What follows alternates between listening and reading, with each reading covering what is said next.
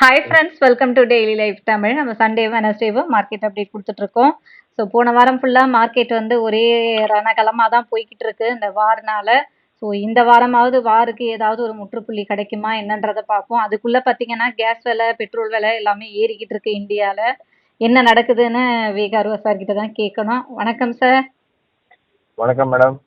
Sir, இப்போ இந்த வாரனால நிறைய இஷ்யூஸ் போயிட்டே இருக்கு, மார்க்கெட்டும் நம்மளது இறங்கிக்கிட்டே இருக்கு.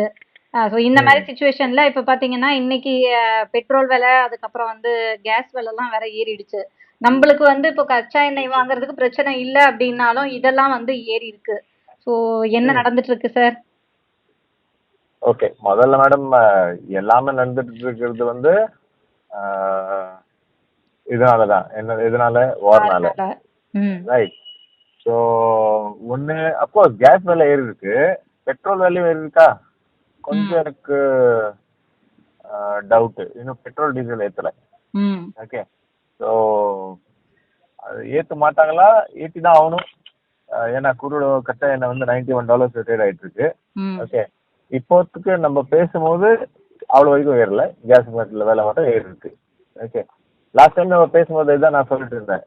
என்னன்னா இந்தியாவோட 50% சப்ளை வந்து அந்த ஸ்ட்ரெய்ட் ஆஃப் ஹார்மோஸ், அந்த யூஏஇ பிளஸ் ஈரான், அந்த சின்னதாக ஒரு கடல் போகுதுல்ல, அங்கேருந்து வருது, டிரான்ஸ்போர்ட்டேஷன் ஆகுது. ஸோ இந்த வாரனால அந்த சப்ளை செயின் கம்மியாகும்னா டெஃபினட்டாக வேலை இருக்குது, சான்சஸ் இருக்குது. ஸோ இது வந்து டெம்பரரி இஷ்யூவாக இருக்கலாம். ஸோ டெம்பரரியாக வந்து இதே சுச்சுவேஷன் $91-92 அப்படி கண்டினியூ ஆச்சுன்னா இன்னும் வேலை வந்து இருக்கிறதுக்கு கண்டிப்பாக பெட்ரோல் அண்ட் டீசல் கூட இருக்கிறதுக்கு சான்சஸ் இருக்கு. ஓகே, ஆனால் என்னன்னா இது வந்து ஒரு பேனிக் சுச்சுவேஷன் ஃபார் தி கண்ட்ரின்னு எதுவும் இல்லை. ஓகே, நம்ம இண்டிவிஜுவலாக பண்ணும்போது டெஃபினெட்லி ஒரு ஸ்மால் பட்ஜெட் எல்லாருக்கும் வந்து அடிப்படும், ஏன்னா பெட்ரோல் டீசல் ஏறிச்சுன்னா. ஆனால் ஆஸ் அ எக்கானமி நீங்கள் வந்து பார்த்தீங்கன்னா இன்ஃப்ளேஷன் எல்லாமே வந்து கண்ட்ரோலில் இருக்கு. ஸோ அதனால பெருசாக எக்கானமிக்கு எதுவுமே இல்லை. ஓகே, ஆஸ் அ கண்ட்ரி நம்ம வந்து எந்த பெரிய பாதிப்பு வந்து இப்போத்துக்கு இல்லை. இந்த வார் வந்து இன்னும் கொஞ்ச நாள், ஏன்னா தெரியல, இப்போ யுக்ரைன்ல வந்து எப்படி ஜெலன்ஸ்கி வந்து நான் சரண்டர் ஆக மாட்டேன் பண்ணிட்டே இருந்து கண்ட்ரியை காலி பண்ணிட்டேன், அதே மாதிரி தான் இவங்க போயிட்டு இருக்காங்க. இப்போ ஈரான் சரண்டர் ஆக மாட்டேன்னு சொல்லி அடி வாங்கிட்டு தான் இருக்காங்க. எவ்வளோ வரைக்கும் இந்த மாதிரி போயிட்டு இருக்காங்கன்னு சொல்ல முடியாது எதுவுமே. ஆனால்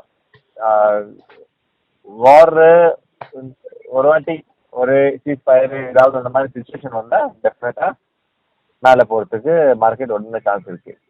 ஸோ எக்கனாமிக் எதுவும் இல்லைன்னு சொல்லி தான் நீங்கள் வந்து ஃப்ரைடே டெஃபினெட்லி மார்க்கெட் வந்து கீழே இருந்தது. ஆனால் அதுக்கு முன்னாடி 2 நாள் பார்த்தீங்கன்னா ஒரு பிளைங் இன்ட்ரெஸ்ட் வந்து மார்க்கெட்டில் வந்தது. ஓகே, அதுக்கு முன்னாடி நம்ம வந்து வெட்னஸ்டே ஒரு ப்ரோக்ராம் பண்ணோம், கரெக்டாக? அதை நான் சொல்லிட்டு இருந்தேன், இந்த மாதிரி ஆப்பர்ச்சுனிட்டிஸ் வந்து கிடைக்கும் போது நீங்கள் வந்து யூஸ் பண்ணோம். வந்து யூஸ் பண்ணியிருக்காங்க. ஆக்சுவலாக வெட்னஸ்டே அண்ட் தர்ஸ்டே 2 நாளையும் வந்து ஒரு ஸ்மால் பையிங் வந்து மார்க்கெட்டில் வந்திருக்கு. ஆனால் ஃப்ரைடே வந்து வார் எல்லாம் வந்து கொஞ்சம் சைலண்ட் ஆவாங்கன்னு நினச்சா ஈரான் வந்து நான் சரண்டர் பண்ண மாட்டேன், நான் பேச மாட்டேன், ஏன்னா இதெல்லாம் வந்து இப்போ பேச்சுவார்த்தையில் முடிக்கிற வேண்டிய விஷயம் இது. ஓகே, ஸோ அவங்க வந்து நாங்கள் எதுவுமே பேச மாட்டோம் சொல்லிட்டு இருக்கிறதுனால அந்த ஒரு பேனிக் சுச்சுவேஷன் வந்து திருப்பி ஃப்ரைடே வந்து நம்ம கரெக்ஷன் பார்த்தோம். So everything depending on the வார்ல madam. Okay, overall economic situation, country, inflation, அதெல்லாம் நம்மளது வந்து ஆஸ் இட் இஸ் அப்படியே இருக்கு. ஓகே, அங்கே வந்து டென்ஷன் சொல்லி எதுவுமே இல்லை. ஸோ ஜஸ்ட் இந்த வார் வந்து முடிஞ்சிச்சுன்னா டெஃபினட்டாக இந்தியாவுக்கு வந்து எந்த பிரச்சனையும் இருக்காது, அண்ட் நம்ம வந்து ஃபாஸ்ட் ரிகவரி ஆகிறதுக்கு சான்சஸ் இருக்கும். ஸோ நம்ம நினச்சிட்டு இருக்கோம் நம்ம வந்து சஃபர் ஆகிட்டு இருக்கோம் இதனால, அந்த மாதிரி எதுவும் இல்லை. ஆக்சுவலாக வந்து நம்ம சஃபர் ஆகிட்டு இருக்கோம்னு நினைக்கிறவங்க வந்து முதல்ல யூரோப்பு அந்த நாடுலாம் பார்க்கணும். அவங்க வந்து பயங்கரமாக சஃபர் ஆகிட்டு இருக்காங்க. இன்ஃப்ளேஷன் ரொம்ப ஹையாக இருக்கு, கேஸு, பெட்ரோல், டீசல் எல்லாம் நிறைய வேலை போயிடுச்சு. ஓகே, ஸோ அவங்க வந்து ரொம்ப பெரிய பெரிய இஷ்யூஸ் எல்லாம் அவங்க வந்து ஃபேஸ் பண்ணிட்டு இருக்காங்க. இது வந்து ஒரு பெட்ரோல் விலை ஒரு 2-3 ரூபாய் ஏற்றுனா நமக்கு வந்து பெரிய இஷ்யூன்னு சொல்லி எதுவுமே இல்லை. Okay okay sir. ஸோ இப்போ வார் நிற்காம நமக்கு வந்து மார்க்கெட்டோட அந்த இது வந்து ஏற்ற இறக்கம் அப்படின்றது முடிவுக்கு வராதா சார்? கண்டிப்பா. சரி, வார் இருக்கிற வரைக்கும் வந்து மார்க்கெட்டுக்கு வந்து சுத்தமா பிடிக்காது. ஓகே, அதுதான் நம்ம வந்து சென்செக்ஸோட ஃபுல் ஃபார்ம் என்ன, சென்செக்ஸ் அர்த்தமே சென்சிட்டிவ் இண்டெக்ஸ்னு பேரு. ரொம்ப சென்சிட்டிவான ஆளு. ஓகே, சென்செக்ஸ் வந்து. ஸோ கொஞ்சம் கொஞ்சம் வேர்ல்டு வைட் ஏதாவது ஆயிடுச்சுன்னா ஃபர்ஸ்ட் கரெக்ஷன் வந்து ஸ்டாக்ஸ் தான் வரும் எப்பயுமே. ஓகே, சில ஸ்டாக் வந்து சம்மந்தமே இருக்காது. இப்போ for example banks, Indian banks நீங்க வந்து பாத்தீங்கன்னா பெரிய கரெக்ஷன் வந்து ஓரல இருக்காது.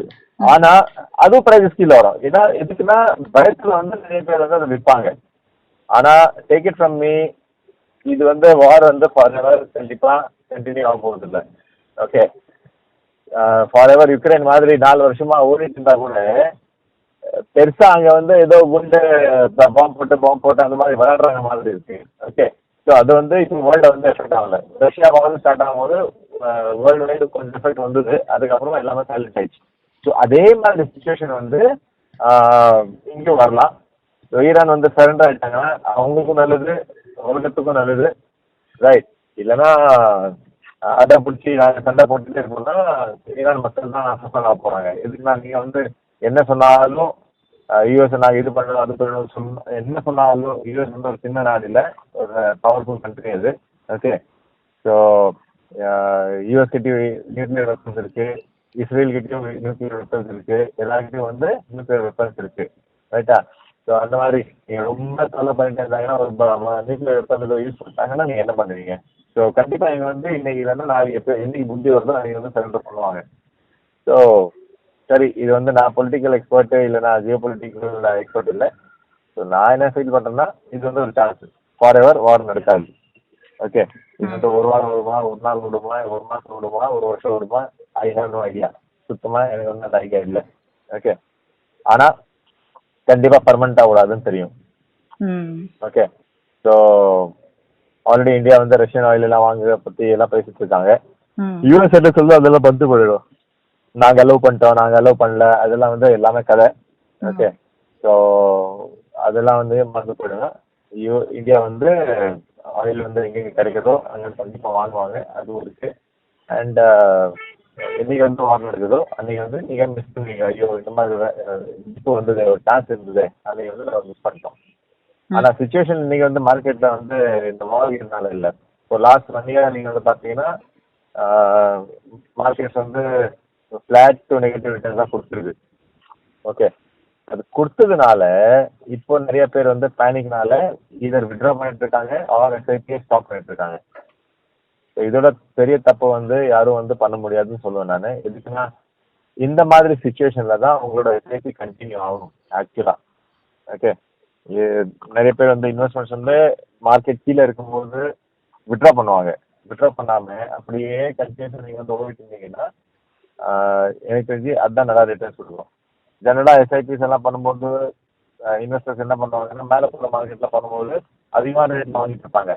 ஆனால் மார்க்கெட் மேலே போகிறதுனால அது வந்து அதிகமான ரேட்டில் வாங்குறது வந்து வலிக்காது. எதுக்குன்னா எல்லாத்தையும் சேர்த்து ப்ராஃபிட்டாக காமிச்சிட்டு இருக்கோம், ரைட்டா? எஸ்ஐபி யாருக்கு? நம்மகிட்ட வந்து பல்க் அமௌண்ட் இல்லை, ஒரு குறிப்பிட்ட டைமில் வந்து நம்ம வந்து நிறைய பாலிசி சுற்றி அதை வந்து லம்சம் மாதிரி இன்வெஸ்ட் பண்ணணும்னு சொல்லி. ஸோ அவங்கள வந்து எஸ்ஐபி. ஸோ இன்னைக்கு வந்து லம்சம் உங்கள் கையில் இல்லை, ஆனால் இந்த வாரு ஜியோ பொலிட்டிக்கல் டென்ஷனு இந்த மாதிரி சுச்சுவேஷனால என்ன ஆகிட்டு இருக்குன்னா உங்களுக்கு வந்து அதே ரேட்டில் இல்லைன்னா இருக்கிற ரேட்டோட கீழே ரேட்டில் வந்து பர்ச்சேசிங் வந்து கழிச்சிட்டு இருக்கு.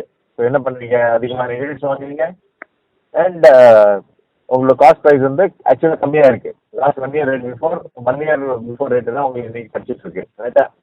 ஸோ மேலே போகும்போது எல்லாமே சேர்த்து உங்களுக்கு வந்து ரிட்டர்ன்ஸ் கொடுப்போம். ஸோ ஷியோர்லி உங்களோட இன்வெஸ்ட்மெண்ட்டை விட்ரா பண்ணுறதோ எஸ்ஐபியை நிப்பாட்டுறதோ அது வந்து இன்னைக்கு யோசிக்கக்கூடாது. அது வந்து ஒரு பெரிய டிசாஸ்டர் பண்ணுவீங்க நீங்கள். இந்த மாதிரி பண்ணலாம்.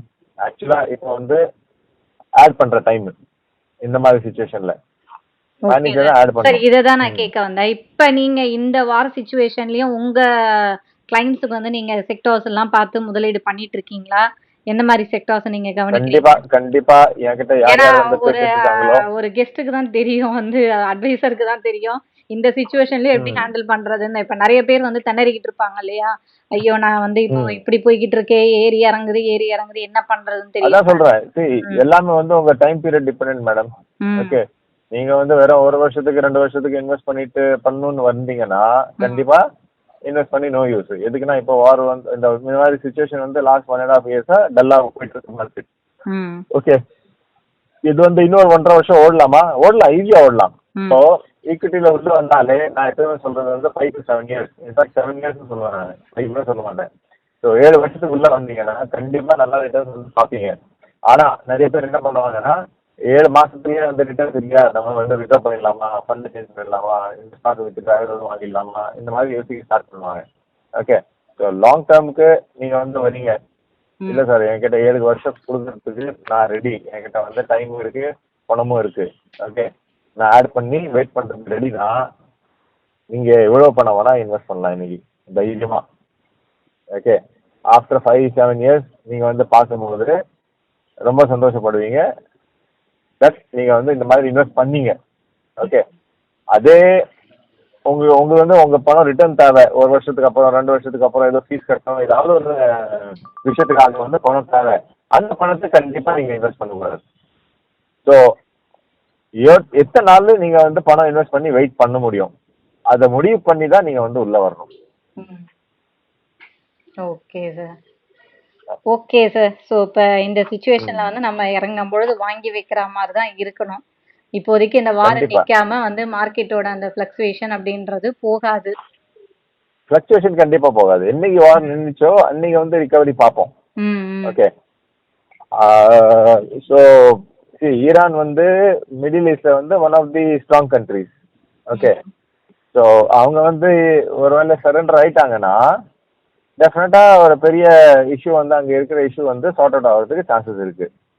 ஓகே, ஸோ இது அதான், இது எத்தனை நாள் ஓடும் இதெல்லாம் தெரியாது. ஆனால் இது இருக்கிற வரைக்கும் வாலட்டிலிட்டி கண்டிப்பாக இருக்கும். அது இது வந்து நீங்கள் ஃபண்டமெண்டல் அனாலிசிஸ் பண்ண முடியாது, டெக்னிக்கலும் பண்ண முடியாது. ரைட்டா?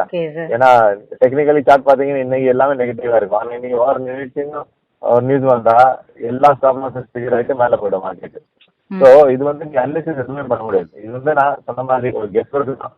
ஃபார் எவர் ஓடாது வார். எத்தனை நாள் ஓடும் யாருக்கும் தெரியாது. ஆனா பர்மனண்டா விடுமா, அதை மட்டும் எனக்கு தெரியும், பர்மனண்டா ஃபார் எவர் ஓடாது. ரைட்டா? ஸோ என்னைக்கு வந்து ஏதோ ஒரு பாசிட்டிவ் நியூஸ் வருதோ அன்னைக்கு வந்து நல்லா ரிகவரி காமிச்சிடும். Okay sir. ஸோ பொறுத்திருந்து தான் பார்க்கணும் நம்ம. இந்த வார் வந்து சீக்கிரம் முடிவுக்கு வரணும்னு தான் நம்ம வந்து வேண்டிக்கணும். எல்லாமே வந்து சீக்கிரம் சரியாகணும். பார்க்கலாம் sir. Thank you sir. Okay okay madam, பார்ப்போம். ஓகே ஃப்ரெண்ட்ஸ், நம்ம மறுபடியும் அடுத்த வீடியோவில் பார்க்கலாம்.